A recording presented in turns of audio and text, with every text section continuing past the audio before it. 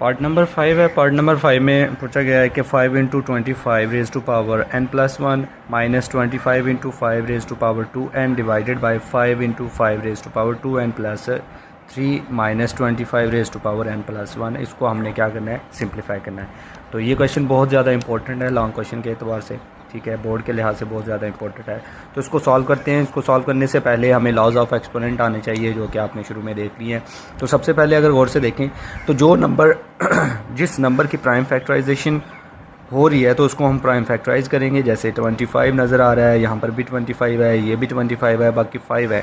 तो इसका मतलब है 25 जो है इसकी प्राइम फैक्टराइजेशन सबको पता है कि 25 किस नंबर का स्केयर होता है, ये 5 का स्केयर होता है। तो जहाँ जहाँ पर आपको 25 नज़र आ रहा है वहाँ पर हमने क्या पुट करना है, 5 स्केयर। तो पहला स्टेप हम ये कर लेते हैं। तो हमारे पास क्या बन जाएगा, ये 5 इंटू 25 की जगह आ जाएगा 5 square raise to power n plus 1 minus यहाँ पर भी 25 है तो उसकी ये भी किसके इक्वल है, 5 square into 5 raise to power 2n divided by 5 into 5 raise to power 2n plus 3 minus 25 की जगह क्या लिखेंगे, 5 square raise to power n plus 1। ये देखिए मैंने ब्रैकेट को ख़त्म कर दिया। ब्रैकेट सिंगल नंबर के साथ ब्रैकेट लगाएं या ना लगाएं एक ही बात है, तो इसमें कोई इतना मसला नहीं है। तो उसके बाद हम ये पावर जो है इस पावर के साथ मल्टीप्लाई करते हैं। यहाँ पर पावर कितनी है, हमारे पास 2 है, 5 का स्क्वायर है। तो ये जो 2 जो है n प्लस 1 के साथ मल्टीप्लाई होगा। तो यहाँ पर अगर देखें तो 2 को n प्लस 1 के साथ मल्टीप्लाई करते हैं तो ये बन जाएगा 2 into n 2n plus 2 into 1 क्या होता है, 2 हो जाता है। तो यहाँ पर 5 की पावर क्या बन जाएगी, 2n प्लस 2। तो यहाँ पर कर लेते हैं। तो ये 5 into 5 raise to power 2n plus 2 minus 5 raise to power 2, उसके बाद into 5 raise to power 2n divided by, यहाँ पर भी अगर और से देखें तो 5 इंटू ये भी एज इट इज़ आ जाएगा 5 raise to power 2n plus अगर आप गौर से देखें ऊपर भी 5 2n प्लस 2 बनता है, ठीक है। तो नीचे भी हम बनाने की कोशिश करते हैं। ये अगर गौर से देखें तो यहाँ पर 3 है तो इसको मैं लिख सकता हूँ 3 को 2 प्लस 1 करके सेपरेट कर सकता हूँ ना। तो ये हमारे पास आ गया 2n plus 2 plus 1 minus 5 raise to, इसको भी 2n प्लस 1 के साथ 2 को मल्टीप्लाई करेंगे तो उसी तरह से 2n प्लस 2 आ जाएगा। तो 5 raise to power 2n plus 2 हो जाएगा। उसके बाद आगे करते हैं। यहाँ पर अगर गौर से देखें तो 5 रेज टू पावर 2 है into 5 raise to power 2n है। तो सिंपल सेम बेस होने की वजह से इसको हम क्या कर देंगे, सेम बेस होने की वजह से पावर क्या हो जाएगी, इनकी ऐड हो जाएगी। बाकी की पावर ऐड नहीं करेंगे क्योंकि हमारे पास यहाँ पर अगर हमने 5 raise to power 2n plus बना 2 मौजूद है माइनस के इस साइड पर, तो माइनस के इस साइड पर भी मौजूद है। इसका मतलब है कि दोनों कॉमन बन जाएंगे। तो इसको जब कॉमन वैल्यू बनेंगी तो हम सारे में से कॉमन ले लेंगे। उसके बाद यहाँ पर भी 2n प्लस 2 बन जाएगा तो इसको भी सेपरेट करेंगे। यहाँ पर भी 5 raise to power 2n plus 2 है। तो ये हम करते हैं। तो काम क्या करना है हमने, सिंपल ये जो सेम बेस है पावर ऐड कर लेंगे, बाकी सारा का सारा एज इट इज़ आ जाएगा। तो 5 into 5 raise to power 2n plus 2 minus 5 raise to power, ये 2n पहले लिख लेते हैं, बाद में ये वाली पावर लिख लेते हैं। तो सेम बेस सेम है, पावर क्या हो गया, ऐड हो गया, 2n प्लस 2 हो गया डिवाइडेड बाय, अब यहाँ पर 5 इंटू एज इट इज़ आ गया। अब ये जो 1 है ना, 5 की power 2n plus 2 as it is लिख लेंगे, 2n plus 2 as it is. और उसके बाद अगर गौर से देखें तो ये इस पावर जो 1 है 5 की पावर 1 को सेपरेट कर लेंगे। तो ये आ गया 5 रेज टू पावर 1। ये देखें मैंने सिंपल यहाँ पर क्या किया, सेपरेट किया। 5 की पावर जो 1, ये जो 1 है इसको सेपरेट कर दिया। तो ये देखिए 5 raise to power 2n plus 2 और साथ में 5 की पावर है 1, ये ऐसे लिख लिया, minus 5 raise to power 2n plus 2 as it is आ गया, ठीक हो गया। उसके बाद करते हैं आगे जी। हमारे पास 5 raise to power 2n plus 2 इधर भी है और इधर भी है, 5 raise to power 2n plus 2 इधर भी है और माइनस के साइड पर भी है। तो कॉमन ले लेंगे दोनों ऊपर से। तो ये आ जाएगा 5 raise to power 2n plus 2 into 5 minus, यहाँ पर देखें ये तो कॉमन आ गया। इसके साथ क्या था 5 और इसके साथ कुछ भी नहीं है। इसका मतलब है इसके यहाँ पर क्या बचेगा, 1 बच जाएगा। तो यहाँ पर आ गया हमारे पास 1 डिवाइडेड बाय, नीचे क्या रह गया हमारे पास, नीचे भी हम कॉमन ले लेंगे 5 raise to power 2n plus 2 को। तो 5 raise to power 2n plus 2 common आ गया। अंदर क्या रह जाएगा 5 ये वाला, और ये भी 5 की पावर 1 5 ही होता है। तो ये माइनस, अब ये देखिए 5 raise to power 2n plus 2 common आ जाएगा, पूरा नंबर जब कॉमन आता है तो यहाँ पर क्या रह जाता है हमारे पास है 1। उसके बाद देखें ये 5 raise to power 2 and plus 2 ऊपर भी है नीचे भी है, ये तो कट जाता है। तो यहाँ पर 5 माइनस 1 कितना होता है ये वाला, तो ये आ जाएगा हमारे पास 4 डिवाइडेड बाय ये 5 इंटू 5 25 और माइनस 1 25 ऊपर रह गया हमारे पास 4 डिवाइडेड बाय 25 माइनस 1 कितना होता है 24। और ये देखिए 4 के टेबल में जा रहे हैं तो 4 1 ज़ा 4 और 4 6 ज़ा कितना हो गया हमारे पास 24। तो यहाँ पर आंसर आ जाएगा 1/6 जो है फाइनल आंसर हो जाएगा। उम्मीद है आप लोगों को ये लॉन्ग क्वेश्चन की समझ आई होगी। नेक्स्ट पार्ट है हमारे पास पार्ट नंबर 6, जिसमें हमने इस एक्सप्रेशन को सिंप्लीफाई करना है, जिसमें 16 raise to power n plus 1 plus 20 into 4 raise to power 2x divided by 2 raise to power x minus 3 multiplied by 8 raise to power x plus 2। इसको हमने क्या करना है, सिंप्लीफाई करना है। तो अगर आपको लॉज ऑफ एक्सपोनेंट आती हैं तो फिर मुश्किल नहीं होगी, अगर लॉज ऑफ एक्सपोनेंट नहीं आती है तो फिर आपको मुश्किल होगी। तो सबसे पहले हम जो करेंगे वो जो आपको नंबर नज़र आ रहे हैं जिनके प्राइम फैक्टराइजेशन हो सकती है, जैसे कि 16, उसके बाद 20 है, फिर उसके बाद 4 है, फिर उसके बाद 8 है, इनको हम क्या करेंगे, प्राइम फैक्टराइज करेंगे। तो सबसे पहले अगर छोटा नंबर देखें तो 4 है, तो 4 किस नंबर का स्केयर होता है, ये 2 का स्केयर होता है, ठीक हो गया। उसके बाद 8 है, 8 आपको पता है कि किसके इक्वल होता है 2 रेज़ टू पावर 3, मतलब 2 2 ज़ा 4 4 2 ज़ा 8 है। उसके बाद हमारे पास 20 है, 20 की प्राइम फैक्टराइजेशन करेंगे आप तो 22 के टेबल में जा रहा है हमारे पास, ये 10 आ जाएगा।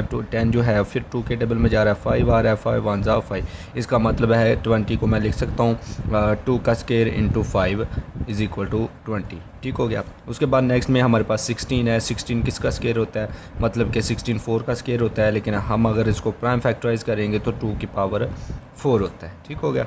तो आगे हम करते हैं इसको। तो जहाँ जहाँ पर आपको 16 24 और 8 नज़र आ रहा है, ये उनकी जगह हमने वैल्यूज़ पुट करनी है। तो 16 2 की पावर 4, 16 इक्वल है 2 की पावर 4, यहाँ पर आ गया 2 की power 4 n plus 1 as it is plus 20 की जगह हम लिखेंगे 16। वैसे 20 को अगर ऐसे ही रहने दें, बाद में हम चेंज कर लेंगे। तो 4 को हम लिख सकते हैं 2 रेज़ टू पावर 2 और इसकी पावर ऑलरेडी मौजूद है 2x divided by 2 raise to power x minus 3 as it is multiply हो रहा है 8 को मैं लिख सकता हूँ 2 की पावर 3, साथ में हमारे पास 8 की पावर भी लिखी हुई है, वो है जी x प्लस 2। नेक्स्ट करेंगे तो हमारे पास ये पावर जो है इन पावर के साथ मल्टीप्लाई हो जाएगी, जैसे 4n प्लस 1 के साथ मल्टीप्लाई हो जाएगा तो ये आ जाएगा 2 raise to power 4n 4 into n 4n plus 4 1 ज़ा 4, यहाँ पर आ गया 4 plus 20 multiply by 2 raise to power हमारे पास क्या आ रहा है जी 2 2 ज़ा 4, साथ में हमारे पास आ गया x डिवाइडेड बाय ये अगर हम देखेंगे ये इसके साथ मल्टीप्लाई हो रहा है 20, डॉट के साथ भी शो कर सकते हैं और उसके बाद हम क्रॉस के साथ भी मल्टीप्लाई कर सकते हैं, ब्रैकेट भी लगा सकते हैं। 2 रेज़ टू पावर यहाँ पर लिखा हुआ है x माइनस 3 मल्टीप्लाई हो रहा है 2 रेज़ टू पावर 3, पावर के साथ मल्टीप्लाई करेंगे तो 3 इंटू x 3x प्लस 3 2 ज़ा 6, यहाँ पर आ गया 6। आगे हम ये देखें सेम बेस हो तो पावर को ऐड कर लेंगे, तो यहाँ पर हम पावर को ऐड कर लेते हैं। और दूसरा काम आपने करना है, ये 2 की पावर 4 है 4x है, मैंने n लिख दिया, यहाँ पर x है ठीक हो गया, ये भी x है। 2 रेज़ टू पावर 4x अलहदा करेंगे और 2 रेज़ टू पावर 4 को अलहदा लिखेंगे, तो 2 रेज़ टू पावर 4x अलहदा आ गया, 2 रेज़ टू पावर 4 अलहदा हो गया, plus 20 as it is 2 raise to power 4x as it is, ठीक हो गया। बस इतना काम किया है। उसके बाद हम 2 रेज़ टू पावर देखें, पावर सेम बेस हो तो पावर को ऐड कर लेंगे, तो सेम बेस है हमारे पास 2 रेज़ टू पावर ऐड हो जाएगी, एक पावर x माइनस 3 है और प्लस हो जाएगी, ऐड हो जाएगी 3x प्लस 6 में।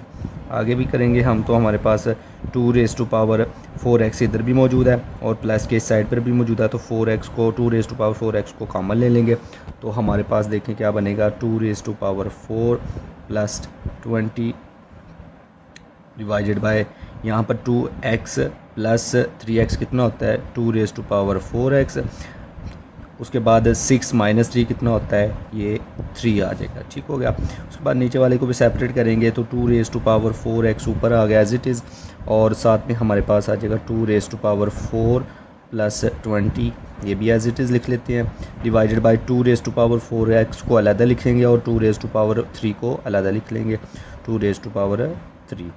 अब अगर गौर से देखें तो 2⁴ ऊपर भी है नीचे भी है, ये तो हो जाएगा कैंसिल। यहाँ पर ऊपर क्या बन गया, 2⁴ किसके इक्वल होता है 16 के, और प्लस 20 डिवाइडेड बाई 2⁴ किसके इक्वल होता है 8 के। 16 + 20 करेंगे तो 36 होगा, और नीचे हमारे पास क्या आ गया 8। अब अगर गौर से देखें तो दोनों 4 के टेबल में जा रहे हैं, ये 4 2 कितना होता है 8 होता है, और 4 9 कितना होता है 36। तो ऊपर 9 आ गया हमारे पास, नीचे क्या आ गया 2, तो 9/2 हमारे पास क्या हो जाएगा इसका आंसर। इसको पॉइंट में भी अगर लिख लें कैलकुलेटर पे तो 4.5 आंसर आएगा। ठीक है, ये भी आंसर ठीक है, ये भी आंसर ठीक है, तो 9/2 हमारे पास है आंसर आ गया। ठीक हो गया। उसके बाद मोस्ट इम्पोर्टेंटली शॉर्ट क्वेश्चन में भी आ सकता है ये क्वेश्चन, तो ये 64⁻⁻2/3 डिवाइडेड बाई 9⁻⁻3/2। तो इसको हम सॉल्व करते हैं। सबसे पहले आपने क्या करना है, ये जो 64 है इसकी प्राइम फैक्टराइजेशन करेंगे और 9 की भी प्राइम फैक्टराइजेशन करेंगे। तो 9 की प्राइम फैक्टराइजेशन करते हैं जी। यहाँ पर हमारे पास है जी, हम सब जानते हैं कि 9 किसका स्क्वायर होता है 3 का स्क्वायर, और 64 की अलग से कर लेंगे। अगर प्राइम फैक्टराइजेशन नहीं आती तो यहाँ पर देख लें कैसे करना होता है।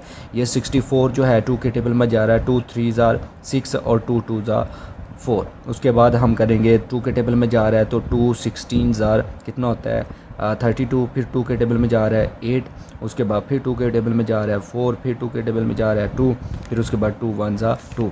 तो अगर गौर से देखें 16 2 की पावर कितना बनता है हमारे पास 16 बन जाता है 1 2 3 4 5 6, 2⁻6। इसका मतलब है कि मैं 16 को कैसे लिखूँगा,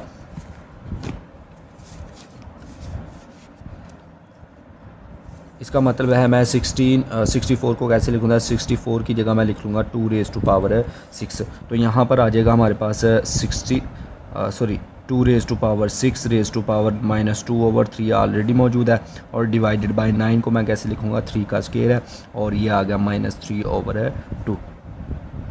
अब अगर गौर से देखें तो पावर नेगेटिव में भी है, तो इसको हम नेगेटिव पॉजिटिव बनाने के लिए हम क्या करेंगे, साइन चेंज करेंगे। तो लेकिन उससे पहले हम छोटा सा काम कर लेते हैं। ये जो पावर जो है इस पावर के साथ मल्टीप्लाई कर लेते हैं, तो 2⁻6 मल्टीप्लाई हो जाएगा -2/3 के साथ, -2/3 के साथ डिवाइडेड बाय 3⁻2 मल्टीप्लाई हो जाएगा -3/2 के साथ। अब देखें ये जो है नीचे 3 या ऊपर 6 है, तो 3 1 3 और 3 2 6, तो ये 2 -2 के साथ मल्टीप्लाई होगा। पावर जो है इस पावर के साथ मल्टीप्लाई होगा तो 2⁻2 इंटू -2 करेंगे तो -4 आ जाएगा, डिवाइडेड बाय ये 2 ऊपर वाला 2 नीचे वाले 2 के साथ कैंसिल हो जाएगा, तो 3⁻3 बच गई। अब अगर गौर से करेंगे, गौर से देखें तो 2⁻4 है, तो माइनस में 4 है, तो +4 बनाने के लिए हमने क्या करना होता है, ये 2 को नीचे डिवाइड कर लेंगे। तो ये 2⁻4 था, नीचे जाके 2⁻4 हो जाएगा। ठीक हो, नीचे जाके 2⁻4 हो जाएगा। उसके बाद ये डिवाइड है, तो डिवाइड का भी सेम फार्मूला होता है कि जब भी आपने मल्टीप्लाई में इसको चेंज करना होता है, ये 3⁻, क्या बन जाएगा हमारे पास है +3 बन जाएगा। सिंपल आपने याद रखना है, ये जो डिवाइड है, डिवाइड को हमने मल्टीप्लाई में चेंज किया है, तो पहले माइनस में 3 था, पावर इसकी -3 थी, अब क्या बन गया +3। अब 3⁻3 कितना होता है 27, और 2⁻4 कितना होता है हमारे पास 16। समझ आ गई। नेक्स्ट पार्ट है part number 8, 3⁻n multiply by 9⁻n+1, 3 divided by 3⁻n-1 multiply by 9⁻n-1। तो अगर यहाँ पर देखें तो 9 एक ऐसा नंबर नज़र आ रहा है जो कि जिसकी प्राइम फैक्टराइजेशन हो सकती है, मतलब 9 किसका स्क्वायर होता है 3 का स्क्वायर। तो जहाँ जहाँ पर आपको 9 नज़र आ रहा है वहाँ पर क्या पुट करना है 3 का स्क्वायर। तो करते हैं जी, ये हमारे पास 3⁻n एज इट इज़ आ गया, मल्टीप्लाई बाई 9 को मैं लिख सकता हूँ 3⁻2, और बाहर पावर क्या है इसकी -n+1, divided by 3⁻n-1 as it is रखेंगे, मल्टीप्लाई बाय 9 को मैं क्या लिखूँगा 3⁻2, और इसकी पावर क्या है n-1। आगे भी कर लेते हैं, तो 3⁻n एज इट इज़ आ गया। इस पावर को मल्टीप्लाई करेंगे n+1 के साथ, 2 को मल्टीप्लाई करेंगे n+1 के साथ, तो 2 × n 2n और 2 × 1 2, तो इसका मतलब है 3⁻2n+2 बन जाएगा, डिवाइडेड बाय 3⁻n को अलहदा लिखेंगे और साथ में 3⁻−1 को अलहदा लिखेंगे, डिवाइडेड बाय यहाँ पर भी पावर को इसके साथ मल्टीप्लाई कर लेंगे पावर के साथ, तो 3⁻2n 2 × n 2n और -2 1 2, तो यहाँ पर 2n-1 बन जाएगा, -2 बन जाएगा, क्योंकि 2 1 के साथ भी मल्टीप्लाई होगा तो 2 बनेगा। नेक्स्ट में करते हैं तो 3 raise to power n as it is आ गया, और उसके बाद multiplied by 3 raise to power 2n को अलहदा लिखेंगे, साथ में 3 रेज़ टू पावर 2 को अलहदा लिखेंगे। ये देखें बेटा 3 रेज़ टू पावर 2n को अलहदा लिखेंगे, 3 रेज़ टू पावर 2 को अलहदा लिखेंगे, हमने तोड़ लिया इसको। उसके बाद 3 raise to power n as it is, उसके बाद 3 रेज़ टू पावर -1 भी एज इट इज़ आ गया। इसकी पे पावर हम खोल लेंगे 3 raise to power 2n as it is और 3 raise to power -2 as it is. इस 3 raise to power 2n as it is आ गया, 3 रेज़ टू पावर -2 भी एज इट इज़ हमने सेपरेट कर दिया। अब ऊपर नीचे अगर सेम वैल्यू काट रही है तो काट लेते हैं। 3 raise to power n, 3 raise to power n के साथ cancel, 3 raise to power 2n, 3 raise to power 2n के साथ कैंसिल होगी, तो 3 रेज़ टू पावर 2 ऊपर बच गई। नीचे हमारे पास क्या बच गया जी, नीचे 3 raise to power -1 and 3 raise to power -2। Same base है तो पावर ऐड कर लेंगे, तो 3 रेज़ टू पावर 2 कितना होता है, 9 होता है, divided by 3 raise to power -1 and -2 कितना हो जाएगा, 3 रेज़ टू पावर -3 मैंने डायरेक्ट कर दिया। आगे भी कर लेंगे तो 9, ये 3 रेज़ टू पावर -3 नीचे माइनस में पावर है, ऊपर जाके क्या हो जाएगी, प्लस में हो जाएगी 3 रेज़ टू पावर 3। तो अब 9 को मल्टीप्लाई करेंगे 3 रेज़ टू पावर 27 के साथ जी, 9 को 27 के साथ मल्टीप्लाई करेंगे तो 243 आ जाएगा, ये हमारा आंसर हो जाएगा। ठीक है, चलिए जी आखिरी पार्ट है हमारे पास 9, पार्ट नंबर 9 है। 5 raise to power n plus 3 -6 into 5 raise to power n plus 1 divided by 9 into 5 raise to power n -4 into 5 raise to power n। इसको हम सिंप्लीफाई करेंगे तो सबसे पहले जो पावर टूट रही है उसको अलग-अलग मैं लिख लूँगा। तो जैसे यहाँ पर लिखने हैं 5 रेज़ टू पावर n और साथ में +3 हो रहा है, तो मैं यहाँ पर लिखूँगा 5 raise to power n 5 raise to power 3। यहाँ पर भी 5 raise to power n 5 raise to power 1। तो बाकी सारा एज इट इज़ रहेगा। तो यहाँ पर मैं लिख लेता हूँ 5 raise to power n into 5 raise to power 3 -6 into 5 raise to power n into 5 raise to power 1 divided by 9 multiplied by 5 raise to power n -4 into 5 raise to power n।